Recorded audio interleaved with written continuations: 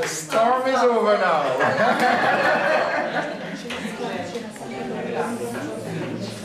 Maybe not.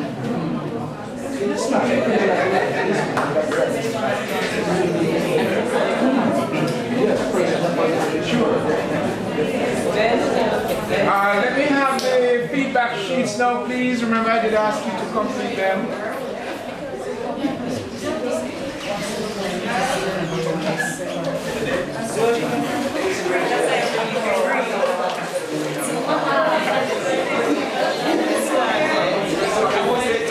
Oh my word, everybody was so engaged and engrossed.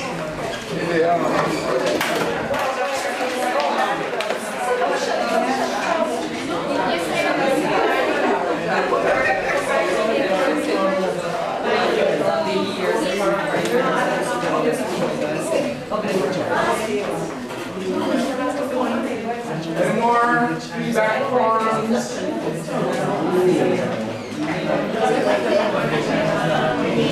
But that's my point. And I've been saying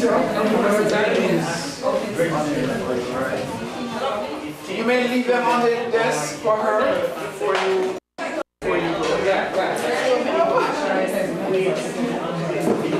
Principal or you're in the administrative arm of the school, you are an instructional leader. And therefore I think it is very timely for us this morning to hear about her research and what she has come up with and what we will take away from her ardent research, the time she spent doing it. I'm going to invite you to make note of questions that you have, make note of your findings, look for applications that you should take to your instructions as you teach. I therefore want to ask you to put together your hands as we welcome Ms.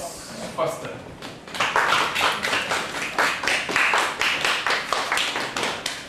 think we will clap for everything. 12 weeks of research plus 12 weeks plus. But I know it starts before the actual intervention. So we applaud you and we listen out to what you have to tell us. Ladies and gentlemen, good morning. My name is Gwendolyn Foster, the second of 3 girls.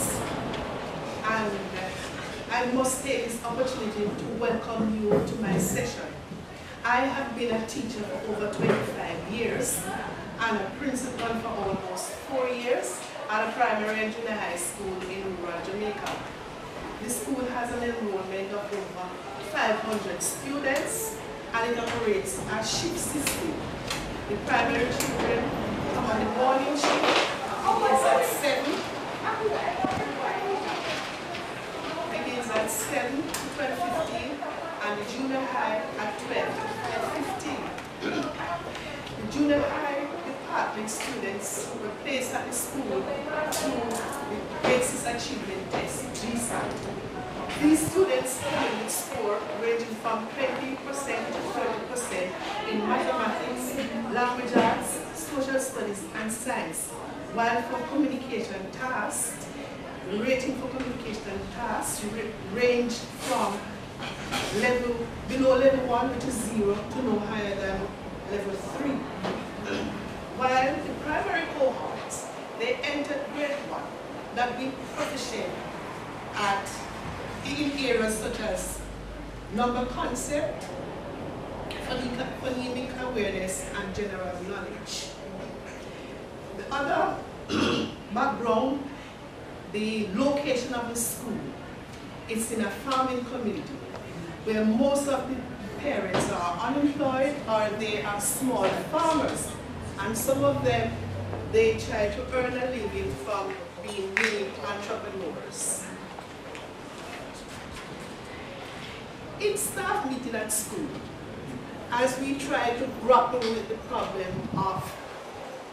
problems that are causing barriers to learning, some teachers were of the view that the socio-educational and economic background of the parents were major factors. There were not sufficient evidence of parental guidance.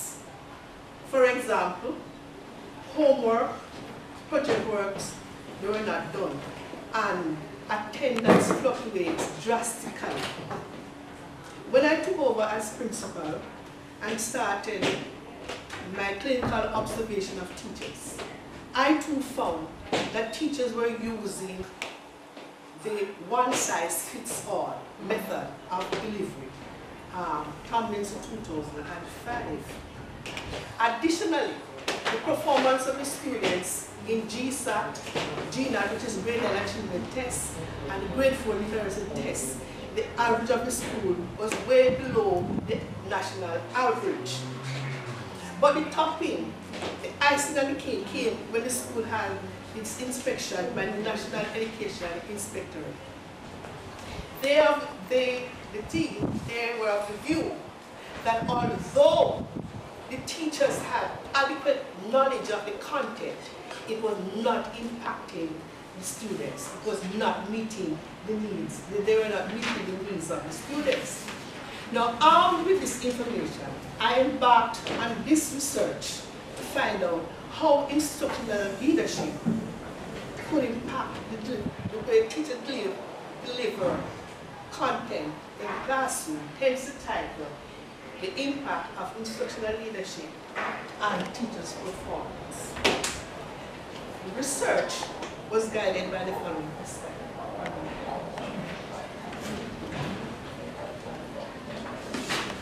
What role does leadership play in teachers' performance?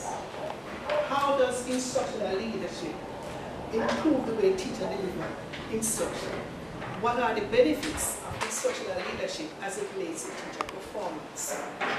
Throughout the research, I use the following terms, so I will now define these for you. Teacher performance, the way teachers plan lessons and the methods used to deliver instruction so that it impact all the students within the class. Instructional leadership, action taken by the principal to promote growth in student learning process. Now, the literature.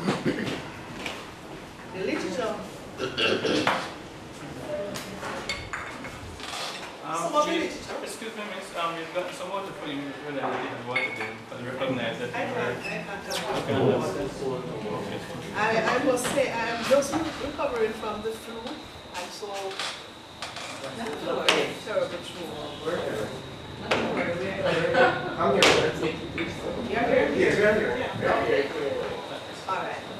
Now, the literature that help to guide or to provide some answers for the question. What role does leadership play in teachers' performance? Armstrong 2004 stated that leadership is influence, it is power, it is that authority that a leader acquires and that it can use to change the ethos of any organization through its human resources. Knox and O'Daniel, 1972, defined leadership as personal influence exercised in a given situation and directed through communication process towards the attainment of special goal or goals. In concurring study, 1974 defined leadership as an interaction between members of a group, and according to study, leaders are agents of change, persons whose act affect other persons more than people's act affect them. Leadership occurs when one group member modifies the motivation and competencies of others in the group. Gibson, 1991, is also of the view that leadership strive and motivation to ensure the instructional goals and objectives are achieved. His conviction is that good leadership employs guidance, encouragement of subordinates to achieve the aims of the institution. How does instructional leadership improve the way to deliver instruction? the literature shows that instructional leadership seeks to guide, to promote avenues for individuals to get current information to improve practice. Instructional leadership emphasizes collaboration and creates the opportunity for teachers to be equipped with the necessary materials, methodologies that will assist them to improve their craft. Armstrong 2000. Blase and Blase 2000 express instructional leadership in specific behaviors such as making suggestions, giving feedbacks, modeling effective instruction, soliciting opinions, supporting collaboration, providing professional development opportunities, and giving praise for effective teaching. Finley and Finley, 1990, is also of the view that if a school is going to be an effective one, then it must be because of the instructional leadership of the principal.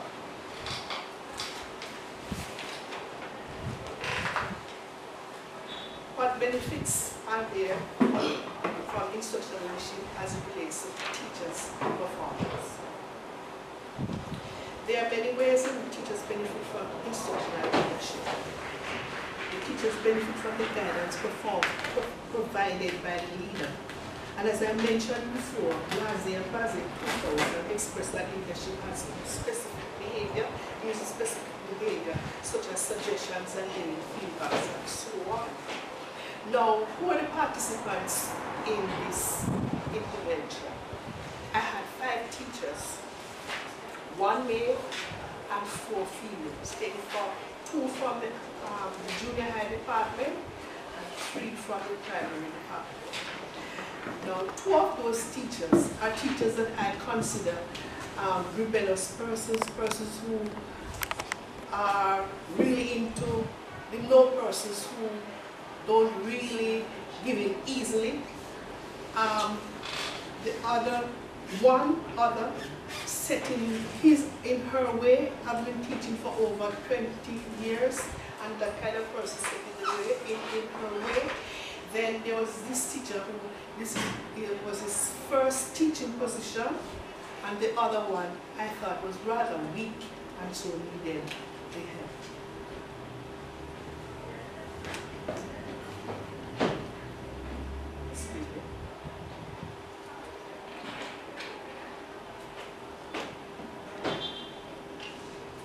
Instrument and methods that were used to collect the data. 1, professional development training. Cotton 2003 stated that an effective instructional leader should be really involved in curricular and instructional issues that impact students' performance.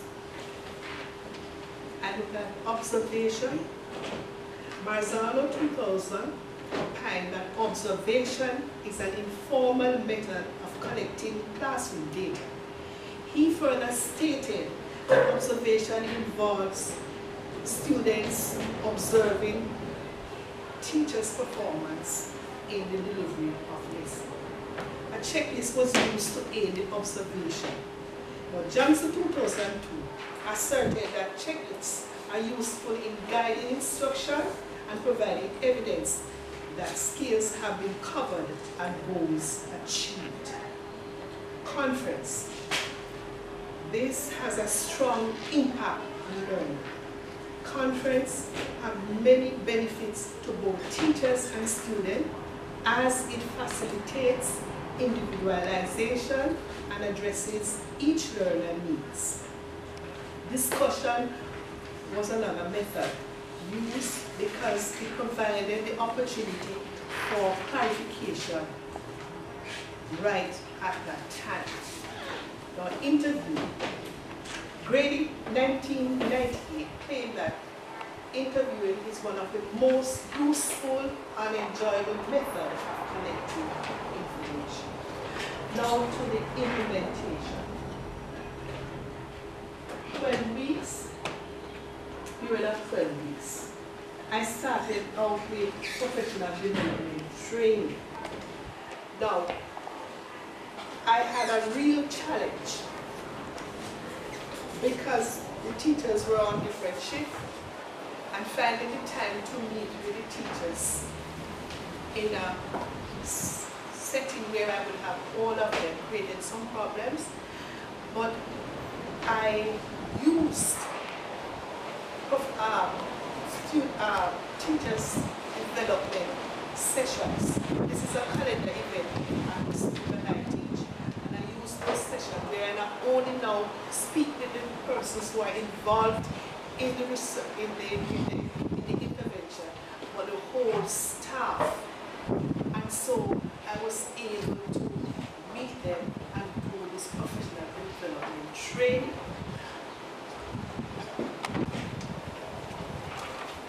To do the training. Now I started out with formative assessment. And while I was doing the training, I was modeling the strategies that I wanted the teachers to implement in their classes. So I use the round table talk strategy for when I presented the formative assessment. The document with information was color coded, and so persons having the same color would go in the group. I had 3 groups. One group looked at assessment for learning, another had assessment of learning, another assessment as learning. Now, they work in their groups, they read, they discussed, and then we came back as a whole group, and we had our round table talk. And persons were able to give their view, tell what they understood from the document, and sought clarification for some of the things that were there in the document. I am of the opinion that they learned a whole lot from that experience, because that whole world they getting information as it relates to formative assessment, but they were seeing strategies that they could now go back to their classes. Now, classroom management was another of the topics that I looked at on the professional training. It is impossible to overlook classroom management, because if you are going to have any form of effective learning taking place in your class, then there must be some order, some form of good management happening in your classes. And teachers tend to shy away from the alternative methods that we know have, strategies that we know have, because some of them take a great deal of movement, and if students are not disciplined, and you don't have, and teachers doesn't possess good classroom management, then you could see a chaotic class instead of a class where learning should be taking place. So I look at classroom management, and I use a PowerPoint presentation for that, because as I said, I was modeling for the teachers, but that's one of the things that you could now go back and do in their classes. Alright? Then I looked at lesson planning and preparation. What is it that should be in your lesson plan if you are going to produce a lesson plan that should help the teachers to help the students to achieve the objective, the enduring understanding. So I looked at lesson planning and preparation. Under lesson planning and preparation, some of the things that I looked for, we discussed in that session, was the relevance of the material that you are going to use for your class. We look at the teaching instructional strategies, whether they were relevant to what you have to teach, or you just hear a strategy by name and it sounds good, and so you try to teach it.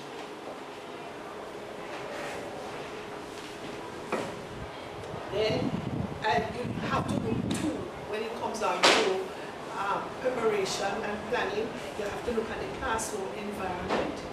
Is it conducive to learning? And then of course, no way can you overlook assessment.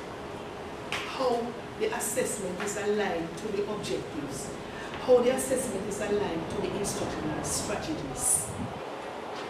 Because when you do formative assessment, you think first of the assessment, then you think of how you are going to achieve your assessment, how you are going to get the children to learn what you want them to learn from your assessment, and then you think of your objectives. Then I did observation. So, as a principal, I walk around not with my cell phone, but with a notebook in my hand and a pencil every day, as long as I'm walking the plant. If I leave my office, I leave with my notebook and my pencil.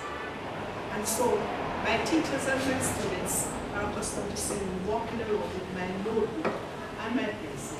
And so when they see me, they really don't, they really are not offended anymore by me walking around with me. Initially, persons were viewed that I was just trying to mark them down and to catch them off guard and so on.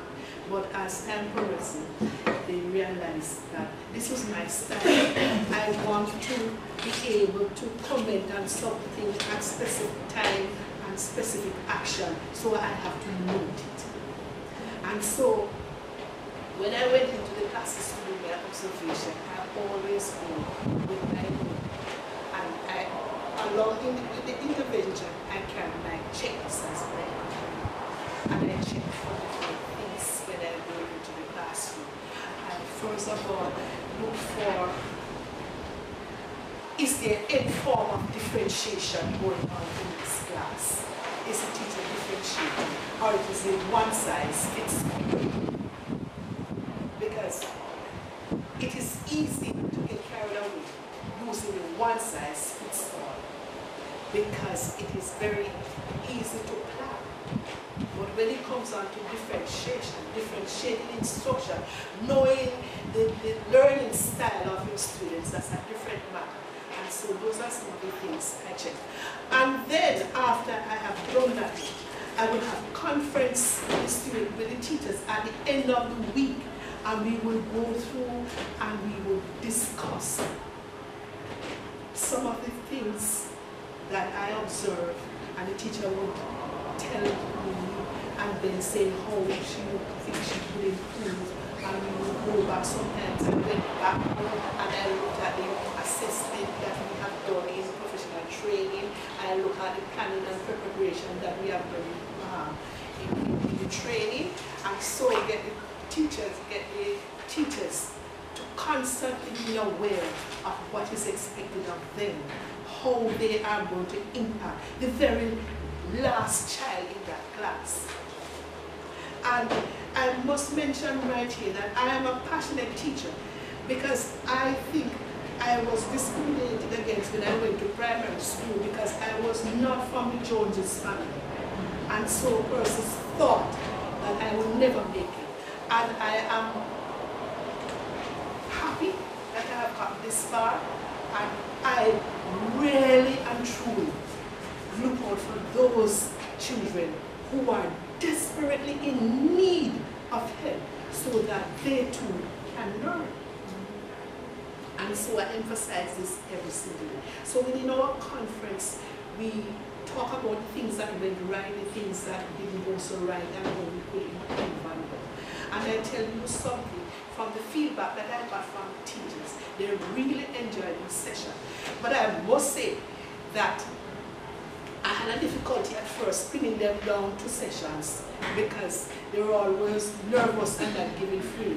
Then I had a talk with Dr. Hamilton, and she said to me, Miss Foster, you probably need to change your way you have your conference. You have them in your office, I said, more than likely. So, well, you need to change it. And so I started meeting people in the parking lot.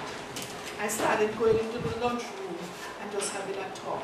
I started just asking one or two questions on the corridor and getting some feedback from the teachers. And so they felt comfortable and they were able to discuss things with me. Then I So the discussion was ongoing through the observation and the use of the checklist and the conference.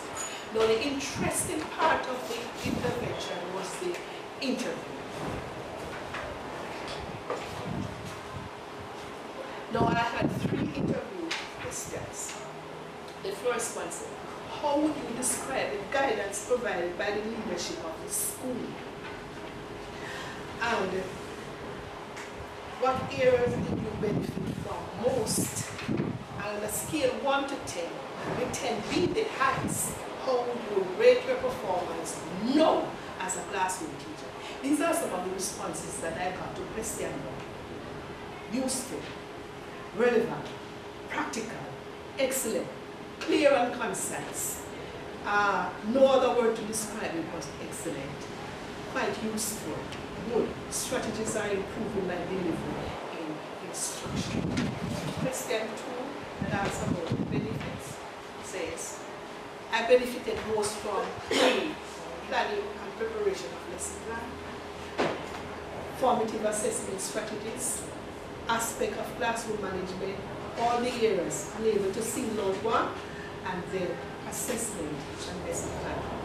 For question 3, on a scale 1 to 10, with 10 being the highest, how would you rate yourself now as a classroom teacher? One teacher said 8. I am able now to motivate my students and to provide scaffolding for them. Another said 8. I have moved up 3 points because at first I thought of myself at being at 0.5. I have improved mainly in the area of my classroom management and lesson planning. And I have also discovered that when I differentiate instruction, I have better classroom management because the students are working at their own level and they enjoy this because they feel that they are achieving something. Another teacher said 8. Because I now have a better understanding of differentiated instruction. First I just start, give them some more work over here because they seem to finish faster, and give them, so this group over here will do 10, while this group over here will do 3. She said, now I understand the true meaning of differentiated instruction, and I am enjoying it, and my students are achieving more, and they too are happy because they see that they are moving. Another teacher said, I rate myself at 8. And I rate myself at 10 because I know now how to differentiate instruction and how to use alternative assessment with my students. Because I usually just ask my students to write something at the end of the class. I found that I don't have to ask them to write, but I could use things like role play.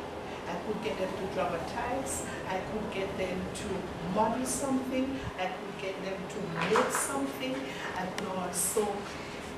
I also use exit slips because this helps my students to be focused. Once they know that they would never leave the class until they produce that exit slip, then they had more interest in what was going on because they know now that they have to write something. And so, as I came to the end of the intervention, I realized that the need for instructional